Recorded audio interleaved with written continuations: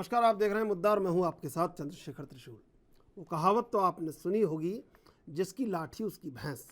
ऐसा ही हाल शिवसेना का भी हो रहा है। उद्धव ठाकरे के हाथ से सत्ता खिसकने के बाद अब धीरे धीरे उद्धव खेमे की शिवसेना भी टूटती जा रही है। बृहन मुंबई नगर निगम चुनाव से ठीक पहले शिंदे ग्रुप ने उद्धव ठाकरे को एक और झटका दिया है। पहले ही महाराष्ट्र की सत्ता गंवा चुके शिवसेना प्रमुख उद्धव ठाकरे एक और बड़ा झटका लगने से चौतरफा घिर चुके हैं। दरअसल पहले मुख्यमंत्री एकनाथ शिंदे ने बगावत की और उद्धव ठाकरे को मुख्यमंत्री पद से हाथ धोना पड़ा। इसके बाद अब पार्टी पर भी खतरा मंडरा रहा है। वहीं अब शिवसेना के पार्षदों ने भी बगावत करते हुए शिंदे गुट को ज्वाइन कर लिया। पहले ठाणे नगर निगम के 67 में से 66 पार्षदों ने शिंदे गुट को ज्वाइन किया था। वहीं अब नवी मुंबई के 32 पार्षदों ने शिंदे गुट को ज्वाइन कर लिया। शुक्रवार को नवी मुंबई के 32 पार्षदों ने ठाणे में मुख्यमंत्री एकनाथ शिंदे से मुलाकात की और उन्हें अपना समर्थन दिया। पार्षदों ने कहा कि हम एकनाथ शिंदे के साथ ही रहेंगे। उन्होंने कभी किसी के फ़ोन कॉल को अस्वीकार नहीं किया। यहाँ तक कि अगर एक साधारण पार्टी कार्यकर्ता उन्हें फ़ोन करता है तो वह भी उसे कॉल रिसीव करते हैं। यह अच्छा लगता है। उधर एकनाथ शिंदे के बेटे श्रीकांत शिंदे शिवसेना से लोकसभा सांसद हैं और वह भी अपने पिता के समर्थन में है। वहीं खबर है कि जल्द ही अन्य शिवसेना सांसदों के साथ भी आधिकारिक तौर पर मुख्यमंत्री शिंदे के साथ वो अपना समर्थन दे सकते हैं। शिवसेना के करीब 12 सांसद एकनाथ शिंदे के समर्थन में बताए जा रहे हैं। हालांकि अभी तक इसकी आधिकारिक पुष्टि नहीं हुई है। वहीं शिवसेना प्रमुख उद्धव ठाकरे के कैंप ने एक बार फिर से सुप्रीम कोर्ट का दरवाजा खटखटा दिया है। उद्धव कैंप ने एकनाथ शिंदे की सरकार बनाने के राज्यपाल भगत सिंह कोश्यारी के फैसले के खिलाफ सुप्रीम कोर्ट में याचिका दाखिल की है।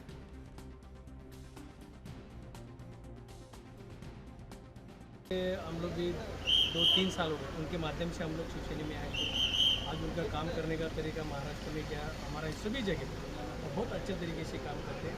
और उन्हें कभी जिसका फ़ोन आया, किसका फ़ोन नहीं उठाया, ऐसा कोई। अगर एक अंदर सामान्य कार्यकर्ता भी अगर फ़ोन करेगा तो उनका वो फ़ोन लेते, इसमें बहुत अच्छा लगता है काम करना। अगर कल कार्यकर्ता कोई फ़ोन नहीं उठेगा, कुछ प्रॉब्लम होएगा तो उनको फ़ोन नहीं उठेगा, कभी कभी उनको बुरा लगता है उस बात का। इन्होंने ऐसे कभी किया है। इन्होंने किसी के भी फ़ोन लेते और उधर दुख सुख में जिसकी भी कुछ काम होएगा वो हेल्प करते। हम लोग को भी आज लॉकडाउन में वो बहुत सारी हेल्प की। मैडम जरा पीछे भाई, आज आपने शिंदे साहब को समर्थन किया है, क्या वजह रही जिसकी वजह से प्रभावित होकर आपने आज शिंदे साहब को समर्थन किया? तो आज तो एक तो हम लोग पहले शिवसेना में तो है ही, इसके आगे ही रहेंगे और अभी होने वाला टाइम उस टाइम में भी आगे सर के साथ में ही रहेंगे, शिवसेना में ही रहेंगे और अच्छे तरीके से उनके साथ में काम करेंगे। उनके काम करने का तरीका आप कितना प्रभावित हुए? उनका काम करने का तरीका मैं 2-2.5 साल से देख रहा हूँ। बहुत ही अच्छे तरीके से वो काम करते हैं। अब जो एक काम बोल देते वो काम उसको तुरंत फॉलो करते। ऐसा नहीं कि कल आ जाओ, वो कल लेटर देंगे, कल उसको बुलाएंगे, वैसा नहीं। वो तुरंत फ़ोन लगाते, वो कलेक्टर हो या कमिश्नर हो, तुरंत उसके जगह पे उसका निर्णय ले लेते। ये जुलूस में खुशी है, शिवसेना की ताकत है। महाराष्ट्र में, मुंबई में, मागाठाणे में ताकत है, वो ताकत है। ये ताकत हम दिखा रहे लोगों को। संजय राउत ने कहा था उनके में दम है प्रकाश दादा में, तो यहाँ पे आके दिखाए, तो किस तरह की जवाब दे रहे हैं? हम कहते हैं कि संजय राउत साहब हमारे नेता वो उनका काम है बोलना। हम काम है रास्ते में शिवसेना उतर के शिवसेना के पार्टी के संघर्ष करना और संघर्ष के लिए हम शिवसेना के साथ खड़े।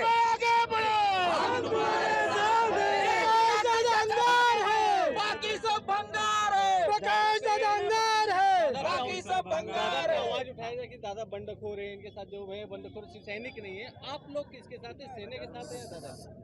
जो आप देखें मागाठाणे में लाखों हजारों लोग दादा के समर्थन में आए, शिवसेना के समर्थन में है। हम दादा के समर्थन में है, शिवसेना के साथ है सभी कार्यकर्ता। आज मागाठाणे में भारी संख्या में कार्यकर्ताओं ने इस्तीफा दे दिया है, उसके बारे में क्या कहना है? कार्यकर्ताओं ने दिया इस्तीफा देने का कारण है कि हम लोग काम करते हैं, कार्यकर्ता में संभ्रम निर्माण नहीं होना चाहिए। शिवसेना के रास्ते में उतर के काम करना चाहिए। शिवसेना के कार्यकर्ता को एक नजर से देखिए, शक के नजर से कोई मत देखिए। शिवसेना कट्टर कार्यकर्ता, बाला साहब को मानने वाला कार्यकर्ता है शिवसेना।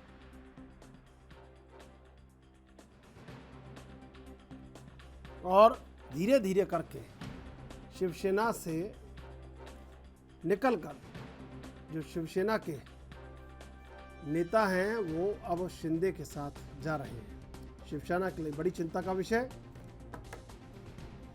और अब कैसे मातोश्री का वर्चस्व बना रहेगा?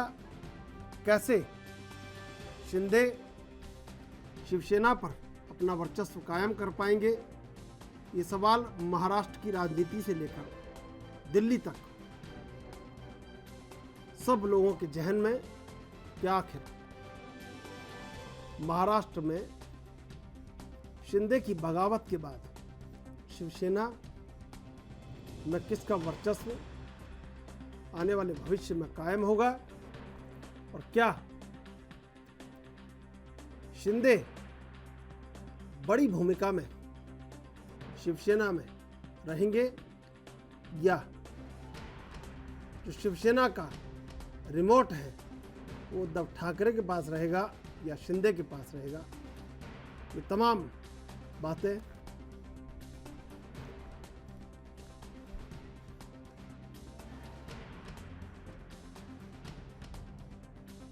होगा।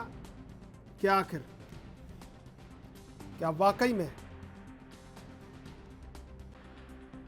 शिंदे ठाकरे की विरासत को अपने हाथों में ले पाएंगे? क्या वाकई में उस विरासत को बढ़ा पाएंगे, या अभी कहानी में और ट्विस्ट आना बाकी है और बीजेपी इसमें कहां पर रहेगी? क्योंकि जैसे जैसे बात आगे बढ़ती जा रही है, मुख्यमंत्री के रूप में शिंदे का कार्यकाल लगातार चलता जा रहा है, वहीं ठाणे, उसके बाद नवी मुंबई, धीरे धीरे जो नगर पार्षद टूट रहे हैं और शिंदे गुट में शामिल हो रहे हैं, उसके बाद 12 सांसदों की खबर जो आ रही है टूटने की, तो उससे कहीं ना कहीं लगता है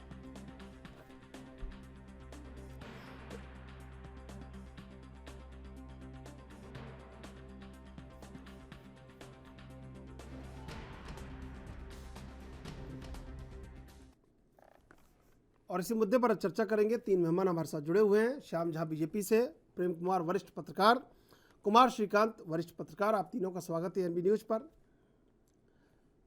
कुमार श्रीकांत जी, क्या लगता है कि शिवसेना में अब बदलाव शुरू हो गया है और शिंदे उस वर्चस्व को कायम करने में कहीं ना कहीं आगे बढ़ते जा रहे हैं? जी, आपको मेरी आवाज आ रही है? हाँ जी, बिल्कुल आ रही है। देखिए, मुझे लगता है कि जब इसकी पटकथा, इस पूरे परिदृश्य की पटकथा पहले लिखी जा चुकी थी और हम लोगों ने देखा किस तरीके से पूरी शिवसेना को दोफाड़ करना, या फिर आप कह सकते हैं कि नरेंद्र मोदी, अमित शाह या बीजेपी के द्वारा शिवसेना जो क्षेत्रीय दल है, क्षेत्रीय दल को सीधे बाप बकौती या फिर आप कह सकते हैं कि परिवारवाद की पार्टी को तोड़ने का काम बीजेपी पटकथा पहले लिख चुकी थी और उसका एक नया अध्याय है। पिछले 2 अध्याय आप देख चुके हैं, 2 एपिसोड आप देख चुके हैं। ये नया अध्याय है, इसमें पार्टी को किस तरीके से शिंदे के पूरे तरीके से वो शिंदे साहब के अंदर हो, किस तरीके से अब एमएलसी का चुनाव जीता जाए, किस तरीके से भविष्य में शिवसेना मजबूत बल्कि कमजोर होती रहेगी क्षेत्रवाद के नाम पर, और हिंदुत्व के समर्थन के साथ साथ वो बीजेपी की एक तरीके से साइड बाय साइड चलेगी। अब क्योंकि पिछली जो शिवसेना थी वो अपने डू एंड डोंट्स और अपने सारी चीजों को खुद डिसाइड करती थी, लेकिन वर्तमान जो शिवसेना है वो कहीं ना कहीं बीजेपी के दिशा निर्देशों के अनुसार चलेगी और उसी के हिसाब से वो अपना भविष्य भी तय करती हुई नजर आ रही है मुझे इस अध्याय में। जी श्याम जी, क्या लग रहा है कि जो विचारधारा से समझौता किया वो इतना महंगा पड़ गया कि अब कहीं इक्का दुक्का उदाहरण थे राजनीति में कि संगठन से कोई निकला तो कहीं उसको ही छोड़ना पड़ा, लेकिन संगठन को छुड़ा लिया पूरा शिंदे ने और धीरे धीरे वर्चस्व कायम करते जा रहे हैं। क्या लग रहा है? और बीजेपी पूरी स्क्रिप्ट लिखी रही है। क्या लगता है कि आने वाले समय में उद्धव जो ठाकरे हैं या ठाकरे परिवार है उनका प्रभाव कम होता चला जाएगा?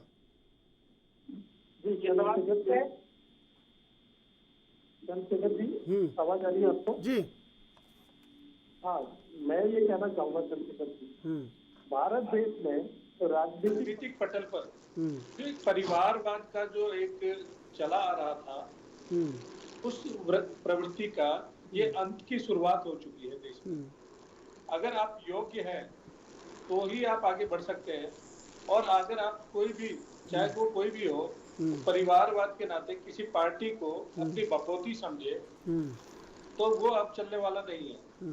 देश की जनता योग्य व्यक्ति से अपेक्षा रखती है। आप कितने भी बड़े आदमी के बेटे रहे हो, बाला साहब अपने आप में बहुत बड़ा नाम था, किंग मेकर थे वो, कभी भी वो सक्रिय राजनीति में नहीं आए।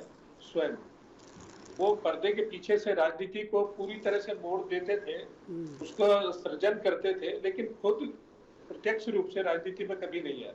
नहीं तो आपको बुरा लग रहा है क्या उद्धव ठाकरे और आदित्य ठाकरे का राजनीति में पूरी तरह से सत्ता छीन लेना, फिर सत्ता में कायम होना, ये बुरा लगा क्या आपको? देखिए, मैं ये कहना चाहूंगा, अनाड़ी का खेलना और खेल का सत्यानाश। जिस प्रकार गांव में कहावत है कि बंदर के हाथ में अगर अस्तूरा लग जाए तो वो कैसा बर्ताव करेगा।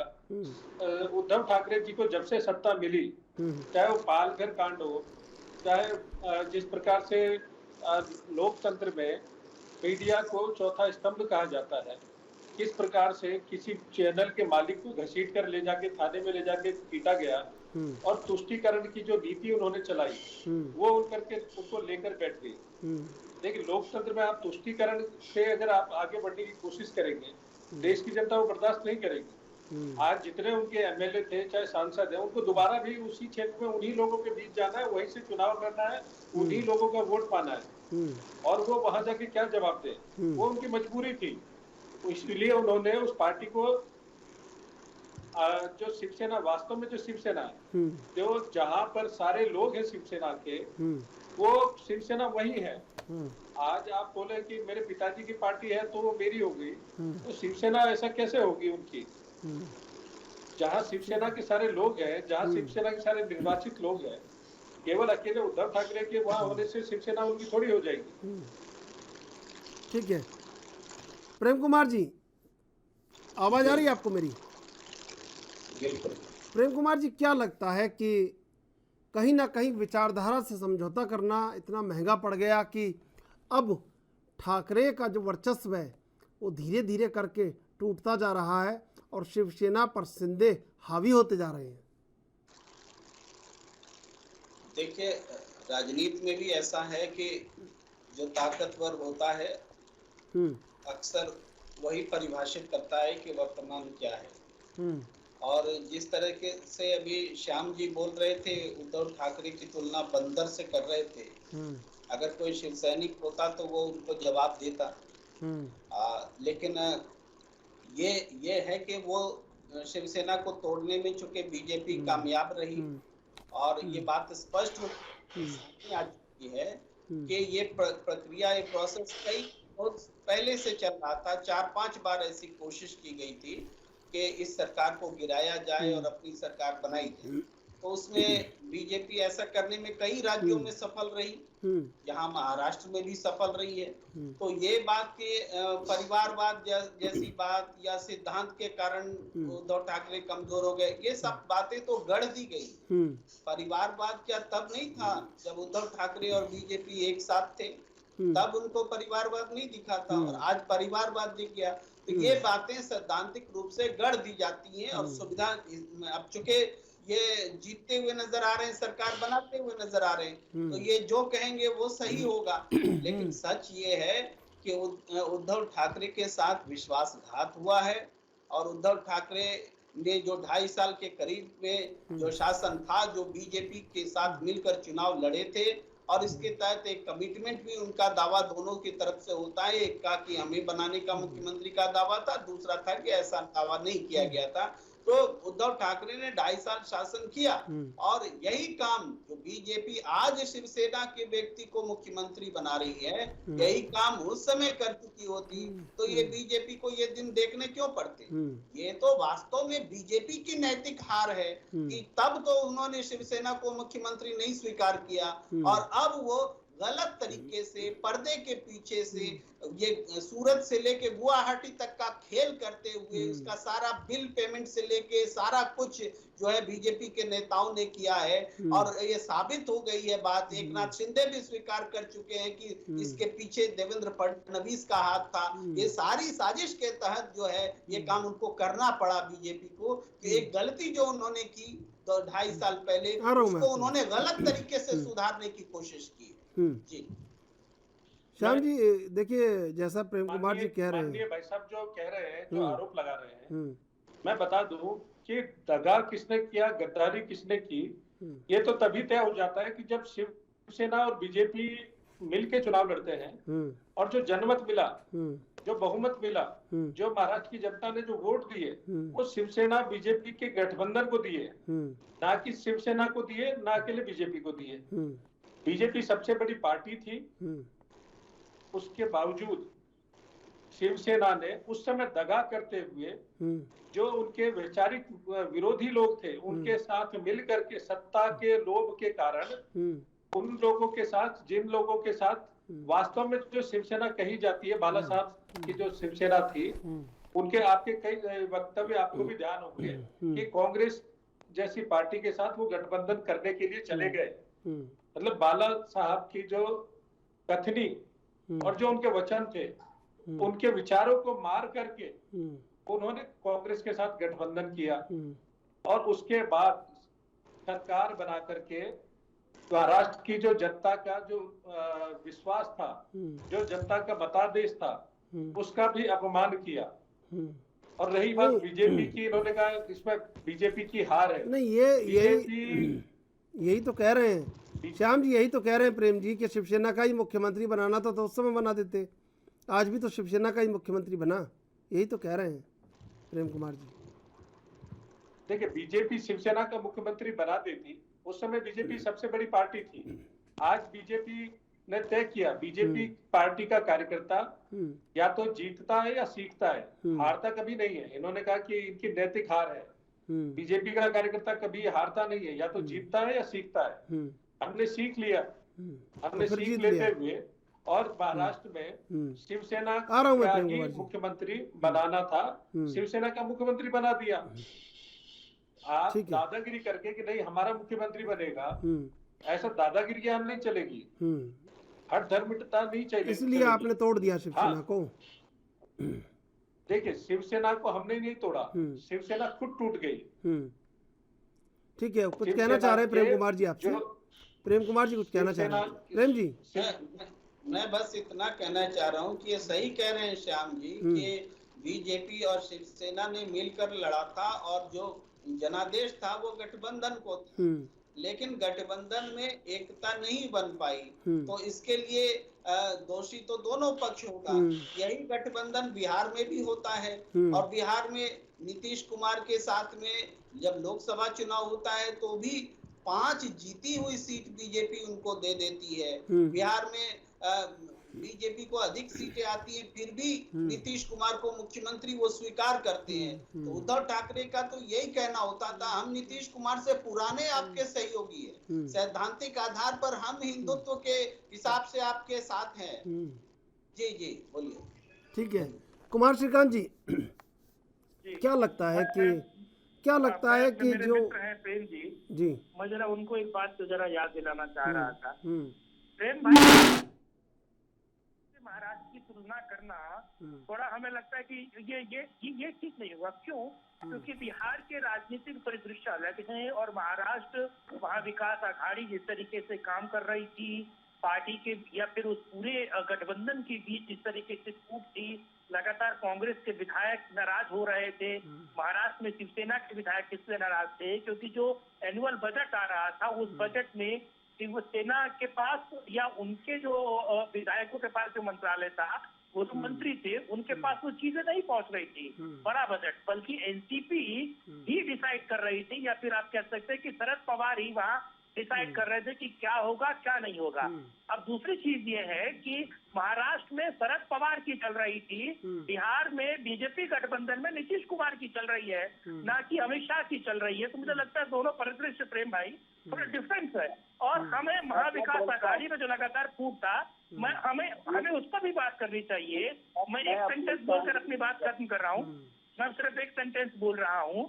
देखिए बीजेपी ने इसमें कोई दो राय नहीं है, प्रेम भाई आप बिल्कुल सही कह रहे थे। मैं भी इस बात को कह रहा था कि बीजेपी ने शिवसेना में जो कुछ हुआ या फिर सरकार जो गिरी है वो बीजेपी के कारण गिरी है, इसमें कोई दो राय नहीं है। लेकिन बीजेपी ने शिवसेना जैसे बड़े ऑब्जेक्ट को क्लिक किया है। कांग्रेस टूट रही थी, कांग्रेस को नहीं छुआ, एनसीपी टूट रही थी, एनसीपी को नहीं छुआ, उसने शिवसेना को छुआ, क्योंकि उसे पता है कि उसका वोट बैंक बीजेपी के समतुल्य है, या बीजेपी के साथ टच कर वोट करता है और उसी का फायदा वो आने वाले लोकसभा में भी उठाना चाहते हैं, मुझे लगता है। मैं थोड़ा सा स्पष्ट करूं, यहाँ बिहार और महाराष्ट्र की तुलना नहीं हो, यहाँ तो राजनीति का जो एक बीजेपी का पैटर्न है उसकी तुलना हो रही है। और आखिरकार बीजेपी ने वही किया जो मैं ऑब्जेक्शन दे रहा हूँ, उसी को तो करेक्ट किया। उद्धव ठाकरे का यही कहना था कि हमारा जो संगठन है हिंदुत्व के हिसाब से वैचारिक आधार पर बीजेपी के साथ बहुत फ्रेंडली है, मजबूत है। हम नीतीश कुमार से ज्यादा पुराने आपके सहयोगी हैं, इसके बावजूद हमारे साथ वैसा व्यवहार क्यों नहीं हो रहा है, ये बात थी। और उस बात को हम रहने देते हैं कि बंद कमरे में उनमें क्या बात हुई उस पर हम नहीं बोलते। लेकिन उसके बाद आज बीजेपी ने क्या किया है, आज वही तो किया जो बिहार में किया। आज एकनाथ शिंदे को मुख्यमंत्री बनाया, तो डिफरेंट कहाँ है? डिफरेंट बीजेपी के आकलन में है। बीजेपी की ये गलती है कि उसने तब उद्धव ठाकरे का साथ नहीं लिया और आज आप एकनाथ शिंदे का साथ ले रहे हैं। तो निश्चित रूप से ये बात जो कही जाती है कि बीजेपी लगातार अपने सहयोगी संगठन को तोड़ती रहती है, फोड़ती रहती है, कमजोर करती रहती है, वो एक बार फिर महाराष्ट्र में साबित हो रही है। ठीक है श्याम जी, देखिए महाराष्ट्र और बिहार की तुलना चल रही थी, तो बिहार में तो नीतीश कुमार राष्ट्रपति चुनाव में, पिछले राष्ट्रपति चुनाव में बीजेपी से एनडीए से अलग चले गए थे और उन्होंने बारी बारी से कई बार बीजेपी के संग वो खेल कर दिया है कि जो खेल बीजेपी सहन करती नहीं है। लेकिन यहाँ पुराने साझीदार के साथ आप उतना समझौता नहीं कर पाए जितना आप नीतीश कुमार के साथ कर रहे हैं, अगर बिहार और महाराष्ट्र की बात चल रही है तो। देखिए चंद्रशेखर जी, पहले भी मैंने बात की योग्यता की। नीतीश कुमार जी का जो नेतृत्व है, कुशल नेतृत्व में वहाँ 15 साल से सरकार चल रही है, ये तीसरा कार्यकाल जो अभी चल रहा है। तो उद्धव ठाकरे का नेतृत्व और नीतीश कुमार जी के नेतृत्व में बहुत फर्क है। और बिहार का जो परिदृश्य है वो और महाराष्ट्र का जो परिदृश्य है, दोनों की राजनीतिक पृष्ठभूमि अलग अलग है। बिहार में बिहारियों का सम्मान है, महाराष्ट्र में किस प्रकार से एक बार पीटा गया था बिहारियों को, पूर्वांचलियों को, वो प्रेम कुमार जी को ध्यान नहीं है कि ताकि वो तुलना कर रहे हैं तो कम से कम देख के तो तुलना करें, कहाँ गया तो कहाँ है। साथ में मिलकर सरकार चला रहे थे। नहीं तो बीजेपी तो उस समय थी साथ में ना, बीजेपी तो उस समय साथ ही थी। राजनीतिक पृष्ठभूमि, मैं बात पूरी कर लूं, हर जगह की राजनीतिक पृष्ठभूमि अलग अलग होती है।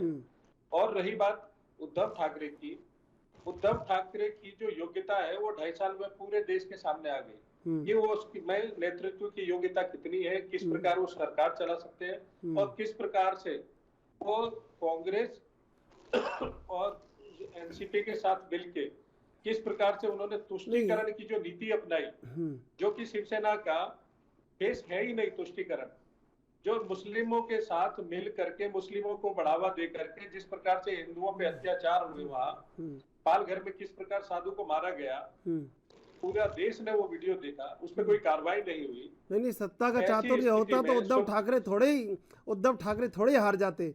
वो तो चातुर्य नहीं था सत्ता चलाने का, इसीलिए तो आपने उनको पटकनी दे दी। बिल्कुल, इसीलिए मैं कह रहा हूँ योग्यता बहुत महत्वपूर्ण है। शिंदे जी योग्य है और देखिएगा आने वाले समय में सत्ता अच्छे से चलाएंगे और अगली बार दोबारा शिवसेना और बीजेपी की वहाँ पे सरकार बनेगी। ठीक है प्रेम कुमार जी, देखिए श्याम जी जो कह रहे हैं वो बात सत्य होती जा रही है कि बीजेपी ये समझाने में कामयाब हो रही है महाराष्ट्र में कि शिंदे अच्छे नेता है शिवसेना के लिए बजाय उद्धव ठाकरे के। ये तो टेलीविजन के विमर्श में जरूर कामयाब हो सकते हैं, लेकिन ये जनता के अदालत में ही फैसला होगा कि किसके साथ जनता है। और आज भी जो अंदर खाने बातचीत चल रही है और खबरें आ रही हैं कि दोनों गुट जो है एक साथ मिलने को बातचीत कर रहे हैं, तो इसकी वजह क्या है? अगर शिंदे गुट को इतना विश्वास होता कि जनता उनके साथ है और पार्टी कैडर उनके साथ है, तो फिर उद्धव ठाकरे से सुलह करने की उनकी आवश्यकता नहीं होती। या उलट के भी बोल सकते हैं कि उद्धव ठाकरे को भी अगर यकीन होता कि सारे एमएलए एमपी उनके साथ हैं, तो उनको भी इस सुलह की आवश्यकता नहीं होती। दोनों के पास कमी है, एक के पास संगठन है, दूसरे के पास में संख्या है एमएलए की और शायद एमपी की भी अभी वो भी बाकी है तय होना। तो ये जो अंदर खाने जो कमियां है कि नहीं एकजुट होकर के ही दोनों का राजनीतिक भविष्य है, इसलिए ये बातें हो रही हैं। अब लेकिन जिस तरीके से सुप्रीम कोर्ट में मामला है, जिस तरीके से महाराष्ट्र के सदन के भीतर एकनाथ शिंदे गुट ने व्हिप जो जारी किया था उसके उल्लंघन के खिलाफ में अयोग्यता का मामला उद्धव ठाकरे गुट के खिलाफ है, इन सबको देखते हुए ये सुलह होना थोड़ा मुश्किल भी लगता है। लेकिन फिर भी सुप्रीम कोर्ट का जो फैसला है आना है 11 तारीख को, उस पर बहुत कुछ निर्भर करेगा कि ये दोनों गुट आगे किस हिसाब से चलने वाले हैं। फिलहाल ये जरूर है कि भारतीय जनता पार्टी ने जो 2.5 साल पहले उनको काम करना चाहिए था, उन्होंने 2.5 साल बाद किया है। ये बात मैं फिर से दोहराता हूँ। और जहां तक पालघर का उदाहरण दे रहे थे कि कोई कार्रवाई नहीं हुई है, मुझे लगता है कि पालघर के बारे में कि वहाँ कार्रवाई भी हुई है और बड़ी संख्या में पुलिस कर्मियों पर एक्शन हुआ है। वहाँ तो पालघर की एक घटना है, बीजेपी के पास ये क्षमता है कि उस घटना को पूरे देशव्यापी स्तर पर बुना सकती है। लेकिन उत्तर प्रदेश में तो 29 घटनाएं हुई है साधुओं की हत्या की, वो एक भी राष्ट्रीय स्तर पर मुद्दा नहीं बनता है। पालघर में 2 की हत्या हुई तो ये हिंदू विरोधी हो गई शिवसैनिक सरकार, लेकिन उत्तर प्रदेश में योगी सरकार हिंदू विरोधी नहीं होती है, जबकि 29 साधुओं की हत्या हो चुकी है वहाँ। जी श्रीकांत जी, क्या लगता है कानूनी दांवपेच है, अभी कानूनी दांवपेच का इंतजार कर रहे हैं उद्धव ठाकरे, लेकिन और भावनात्मक जो दांवपेच था वो चल चुके हैं, लेकिन अब कोई राजनीतिक दांवपेच भी ऐसा है जो उद्धव ठाकरे चल के कहीं ना कहीं इस खेल में नया रोमांच पैदा कर दे?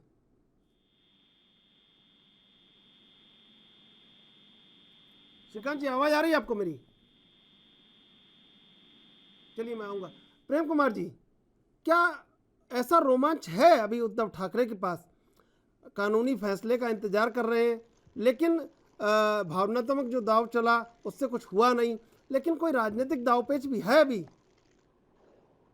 देखिए, सुप्रीम कोर्ट में जो मामला है वहां से एक उम्मीद बनती है कि सुप्रीम कोर्ट अगर 16 विधायकों को अयोग्य घोषित करता है तो वो 21 जून से अयोग्य हो जाएंगे। और 21 जून से अयोग्य होने का मतलब है कि सदन का बुलाया जाना भी फिर से विचार सुप्रीम कोर्ट कर सकता है, जिस बारे में आज शिवसेना अदालत में सुप्रीम कोर्ट में आज गई है नए फ्रेश तरीके से। तो वो कि अगर वो अयोग्य थे तो अयोग्य वोटरों के आधार पर कैसे सदन में वोटिंग हो गई, ये इतना बड़ा प्रश्न है कि पूरा फैसला भी उत्तराखंड के हिसाब से रिवर्स हो सकता है। ये लेकिन ये हम बहुत ज्यादा अति वाला एक्सपेक्टेशन रख रहे हैं, ऐसा नहीं कि हम जो बोल रहे एग्जैक्टली वैसा ही हो जाए, लेकिन वो परमुटेशन कॉम्बिनेशन में कह रहे हैं कि अधिकतम क्या हो सकता है, तो अधिकतम ये हो सकता है। जी श्रीकांत जी, हम लोग सुन पा रहे हैं आपको? श्रीकांत जी, क्या राजनीतिक दांवपेच है अभी कानूनी दांवपेच के अलावा उद्धव ठाकरे के पास?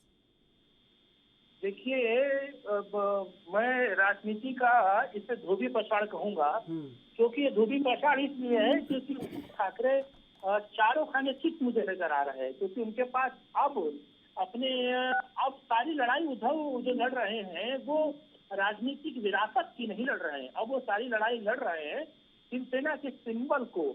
क्योंकि अब जो चीजें निकल के आ रही हैं, या फिर जो शिवसेना के नेता कह रहे हैं, या फिर चुनाव आयोग के जानकार जो लोग कह रहे हैं कि अब सारी लड़ाई महाराष्ट्र की शिवसेना के सिंबल को लेकर है, क्योंकि चुनाव आयोग अगर ऐसी परिस्थिति आती है तो सिंबल को फ्रीज कर लेगा। उस परिस्थिति में कि नाम के बाद केवल ठाकरे लगना है, उसके अलावा मुझे लगता है उद्धव के पास कुछ बचेगा नहीं, क्योंकि उससे बेहतर राज या उससे बेहतर ठाकरे का इस्तेमाल जो है वो राज ठाकरे कर रहे हैं। या फिर मराठी की अस्मिता की बात हो या फिर वहाँ की राजनीति की खास बात यह है कि शिवसेना अपने मूल्यों से या फिर आप कह सकते हैं कि अपने मूलभूत आधारित ढांचे से खिंचती है।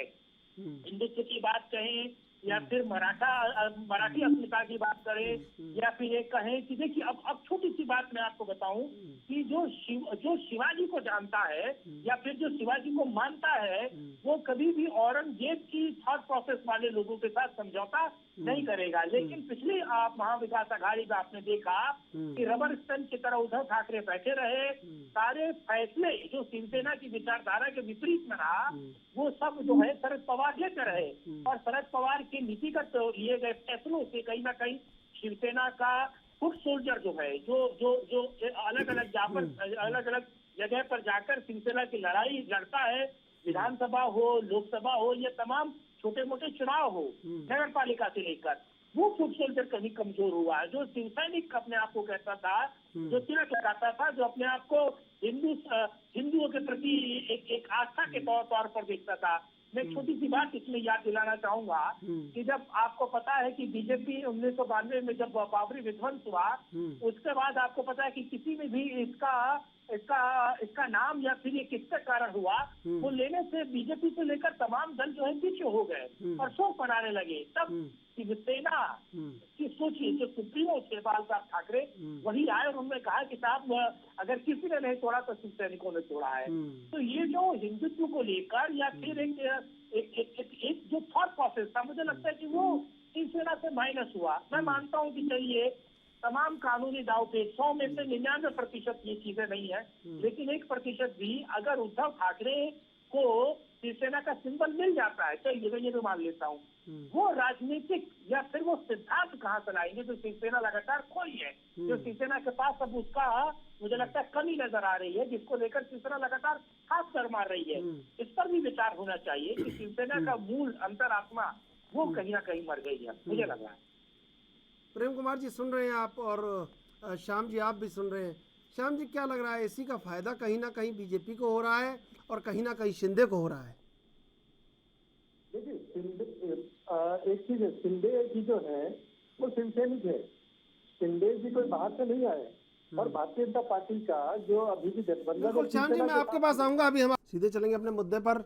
दरअसल कहीं ना कहीं महाराष्ट्र में शिंदे जिस तरह हावी होते जा रहे हैं और जिस तरह ठाकरे कमज़ोर होते जा रहे हैं, हालांकि उनको अभी कानूनी फैसले का इंतज़ार है, लेकिन बावजूद इसके निचले स्तर पर जिस तरह लगातार नगर पालिकाओं में नगर पार्षद टूट रहे हैं, ऊपर आप देखें तो सांसदों का बड़ा एक धड़ा शिंदे के साथ खड़ा है। खुद उनके पुत्र श्रीकांत शिंदे उनके समर्थन में पूरी तरह है ही हैं। वो कहीं ना कहीं सांसदों से जो संवाद कर रहे हैं और शिंदे का जिस तरह कद बढ़ रहा है, तो ये शिवसेना के लिए बड़ी चिंता का विषय है। और आने वाले भविष्य में क्या वाकई में मातोश्री का वर्चस्व, ठाकरे परिवार का वर्चस्व शिवसेना के लिए कहानी हो जाएगा, या शिंदे नई भूमिका में शिवसेना को लेकर और व्यापक होंगे और महाराष्ट्र से बाहर आएंगे, क्योंकि शिवसेना कहीं ना कहीं महाराष्ट्र तक सीमित रही। अब ऐसे में क्या राजनीतिक सोच शिंदे की है और बीजेपी क्या सोच रही है, और जिस तरह बीजेपी ने मुख्यमंत्री भी शिवसेना का बनवा दिया है, तो ऐसे में कहीं ना कहीं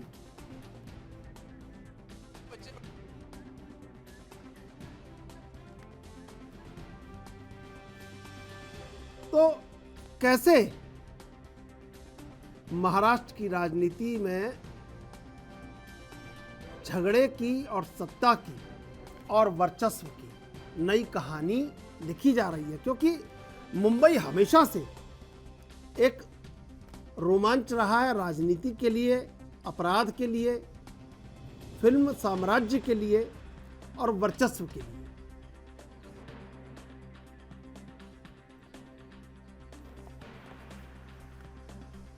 और इस समय हम सीधी तस्वीर आपको दिखा रहे हैं चंडीगढ़ में स्कूल में जो पेड़ गिरा है, एक बच्चे की वहाँ पर से दर्दनाक मृत्यु हो गई है। कई बच्चे इसमें घायल हो गए हैं। ये पेड़ आपको हम दिखा रहे हैं। एसडीआरएफ की टीम ने वहाँ पर रेस्क्यू किया है और ये सीधे दृश्य हम आपको दिखा रहे हैं इस समय। लगातार कार्य वहाँ पर जारी है। सिंह सिद्धू है। जी, ये लगभग आज 11 सवा 11 बजे के करीब स्कूल में रिसेस टाइम था उस समय, तो बच्चे सारे बाहर आके अपना लंच वगैरह जो टिफिन खाते हैं। ये जगह ऐसी है, यहाँ पेड़ लगे हैं सारे, आप देख सकते हैं नीचे पक्का एरिया है, तो यहाँ बैठ के बच्चे जो है अपना रिसेस में जो है इंटरवल टाइम में अपना टिफिन खा रहे थे। तो 11 सवा 11 बजे के करीब जो है ये पेड़ का ये मोटा तना एक साइड से टूट के गिरा, जिसके कारण एक बच्ची की बताया जा रहा है, क्योंकि अभी अफरा तफरी का माहौल था उस समय, एग्जैक्ट फिगर नहीं आई, लेकिन एक बच्ची का बताया जा रहा है कि एक उनकी डेथ हो गई है और 12 से 14 जो अन्य स्टूडेंट्स हैं, बच्चियां हैं, उनकी जो है ये सारी क्लास के मिक्स हैं जी, जिसकी फटेलिटी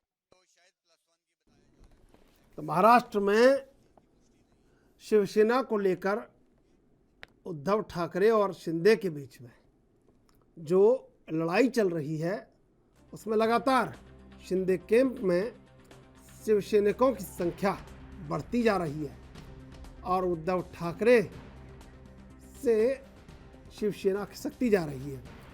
श्याम जी, क्या लगता है कि महाराष्ट्र में शिवसेना की फिर नई एक कहानी लिखी जाएगी और उस कहानी में बीजेपी जो चाहती है वो ये होगा कि ठाकरे परिवार का वर्चस्व कहीं ना कहीं सवालों के घेरे में और समाप्त होता नजर आ रहा है और शिंदे मजबूत होते नजर आ रहे हैं और महाराष्ट्र से बाहर भी शिवसेना को कहीं ना कहीं और व्यापक किया जा सकता है, ऐसा कुछ? देखिए, कोई भी जो पार्टी होती है, पार्टी किसी के नाम से नहीं होती, कार्यकर्ताओं से पार्टी होती है। कार्यकर्ताओं के जो एक भावनात्मक जो उनका एक गठबंधन होता है पार्टी के साथ, उससे पार्टी बनती है। आप सोचे कि आपकी पार्टी आपकी एक निजी प्रॉपर्टी है, तो ऐसा नहीं है। पार्टी उन सभी कार्यकर्ताओं के जिन्होंने उस पार्टी के उत्थान के लिए खून पसीना बहाया है और अपना कुछ ना कुछ योगदान दिया है। पार्टी सभी की होती है, किसी व्यक्ति विशेष की वो पार्टी नहीं होती। निजी कोई वो पट्टा नहीं है किसी जमीन का कि किसी की बकौती हो गई। पार्टी हर एक उस कार्यकर्ता का है जिसने खून पसीना बहाया है पार्टी के लिए, मेहनत की है पार्टी को खड़ा करने के लिए, पार्टी का काम करने के लिए उसने दिन रात एक की है। उन सभी लोगों की पार्टी होती है। तो आप सोच ले कि शिवसेना केवल उद्धव ठाकरे की है, ऐसा नहीं है। शिवसेना उस हर एक कार्यकर्ता की है जिसने उस पार्टी को खड़ा करने में जिस वजह से आज हम और आप शिवसेना को जानते हैं, उसमें जो योगदान दिया है, उस हर एक कार्यकर्ता की पार्टी है।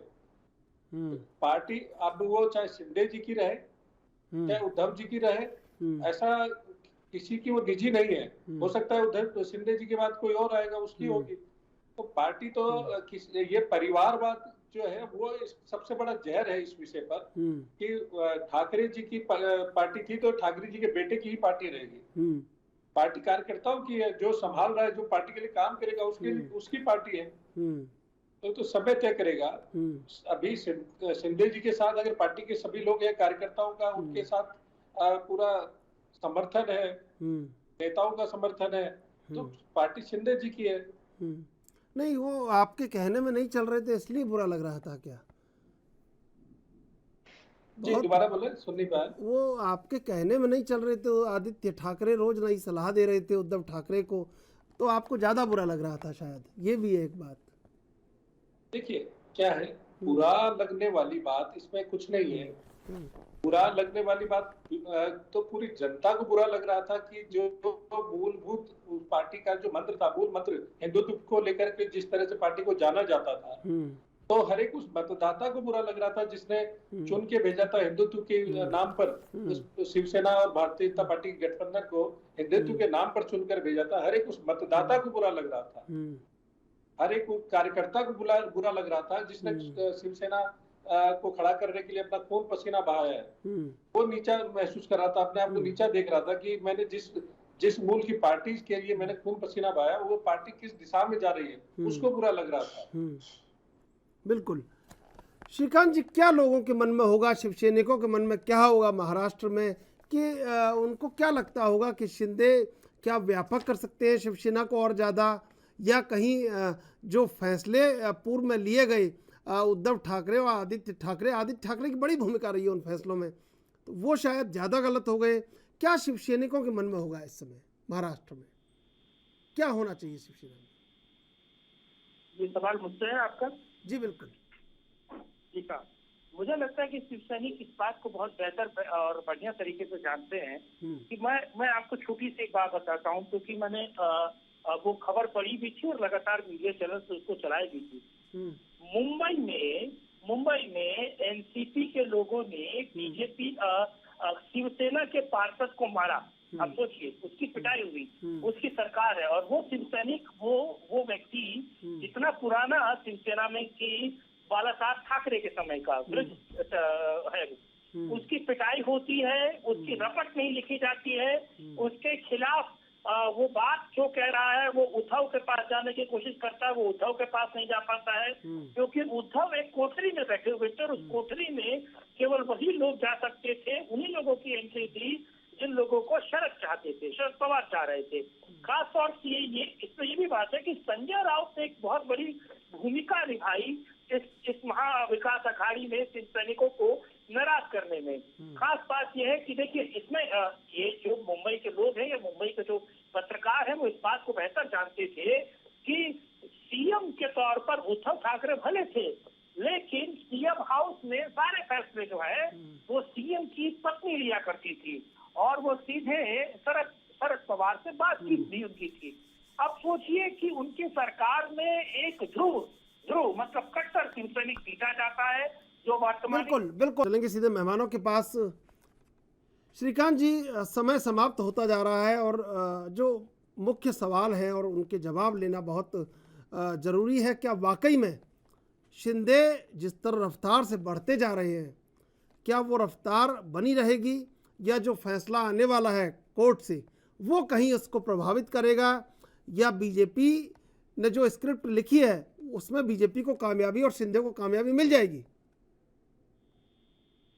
मुझे लगता है कि देखिए, ये सारी चीजें पहले से इस जोड़ घटाने को बीजेपी कर चुकी है।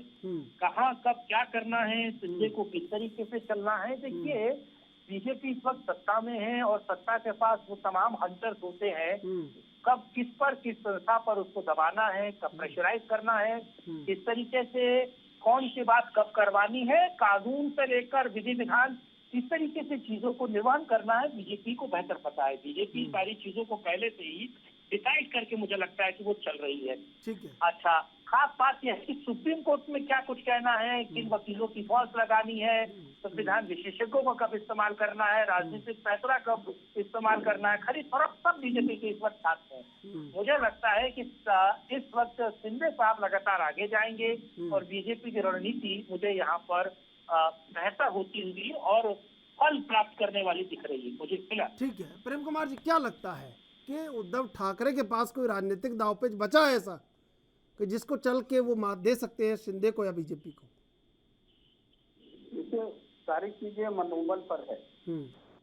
अगर उद्धव ठाकरे ये मानते हैं, अपनी पार्टी को, अपने रैंक एंड फाइल को समझा पाते हैं कि हमने 2.5 साल शासन किया और अच्छे से किया। जहाँ तक गठबंधन के दबावों की बात श्रीकांत जी कर रहे थे, तो गठबंधन में दबाव होते हैं और ऐसा नहीं है कि अभी जो एकनाथ शिंदे जी मुख्यमंत्री हैं तो वो अपनी मत की कर पाएंगे। यहाँ तो और भी ज्यादा दबाव होगा मुख्यमंत्री होने का बावजूद। और जब कभी भी कहीं भी गठबंधन की सरकारें रही हैं तो वो दबाव आते हैं, दिखते हैं।